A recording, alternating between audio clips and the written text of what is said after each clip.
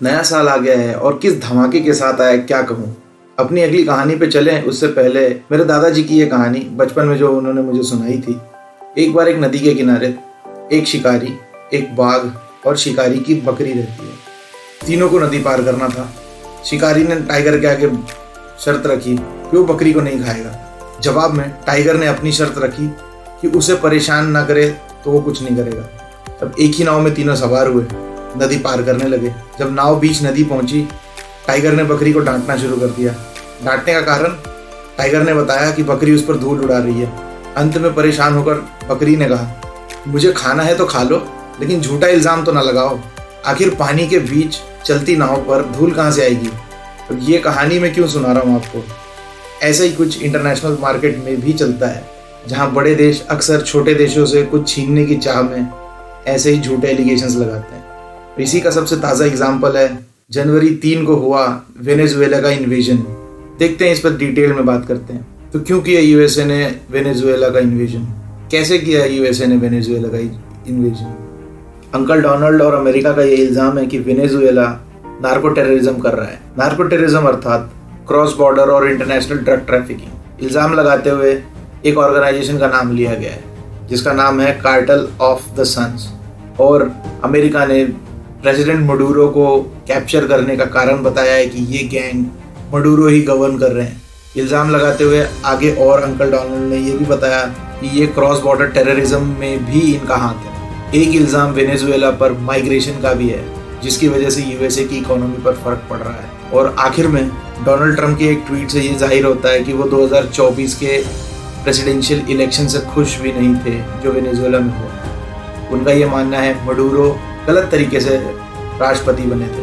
इल्ज़ामों से हटकर अगर हम फैक्ट की बात करें तो इस इन्वेजन का सबसे बड़ा कारण वेनेजुएला की ज़मीन के नीचे तेल का वो भंडार है जो दुनिया में सबसे बड़ा है।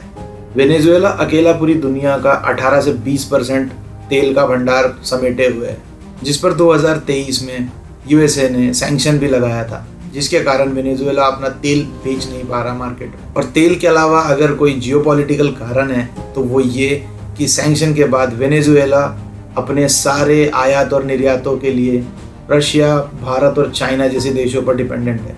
और पूर्वी दुनिया की तरफ ये पावर शिफ्ट यूएसए को मंजूर नहीं।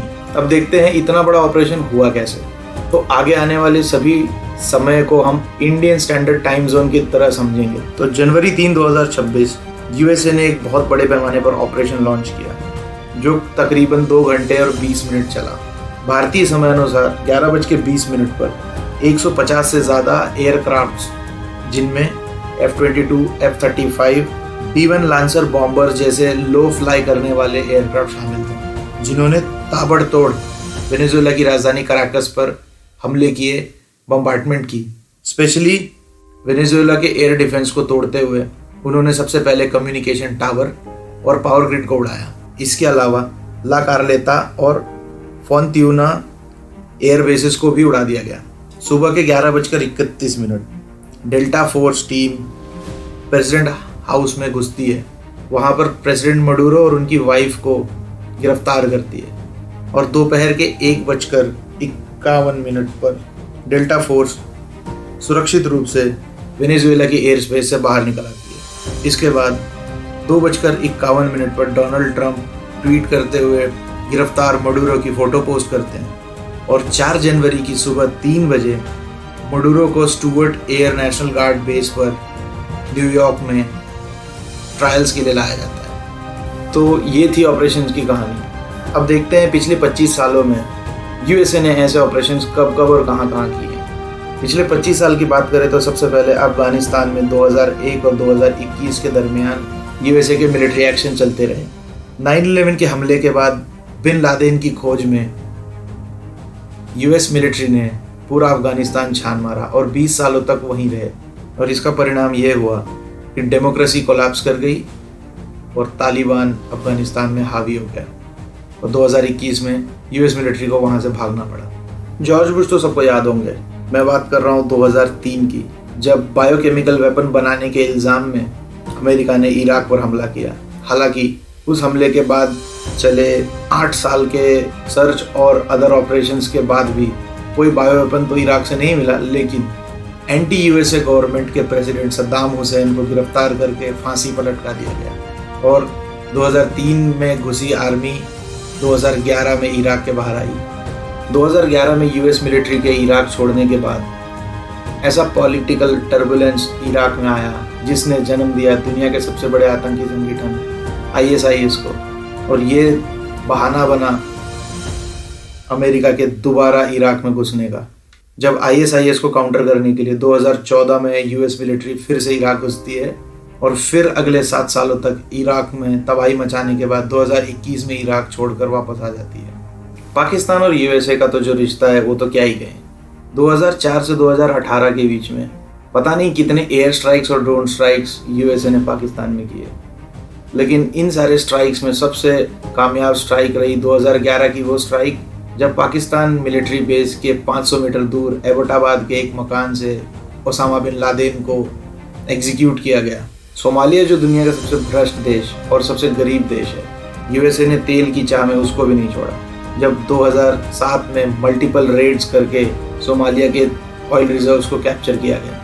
ऐसा ही लीबिया में 2011 में किया गया, जहां पर मोहम्मद गद्दाफी के खिलाफ, जो कि एक प्रेसिडेंट थे, मल्टीपल एयर रेड्स कंडक्ट की गई और उसी दौरान मोहम्मद गद्दाफी को मार भी दिया गया। इन सबसे परे सीरिया भी एक ऐसा ही देश है जिसमें यूएसए ने इन्वेजन 2014 में किया और आज भी यूएस मिलिट्री सीरिया में ISIS और अलकायदा के लड़ाकों से लड़ रही है। इन सब के बाद अब सवाल ये उठता है कि भारत भी तो आतंकवाद से बहुत परेशान है, जिसके दो पड़ोसी उसको परेशान कर रहे हैं, तो भारत कोई इन्वेजन क्यों नहीं करता।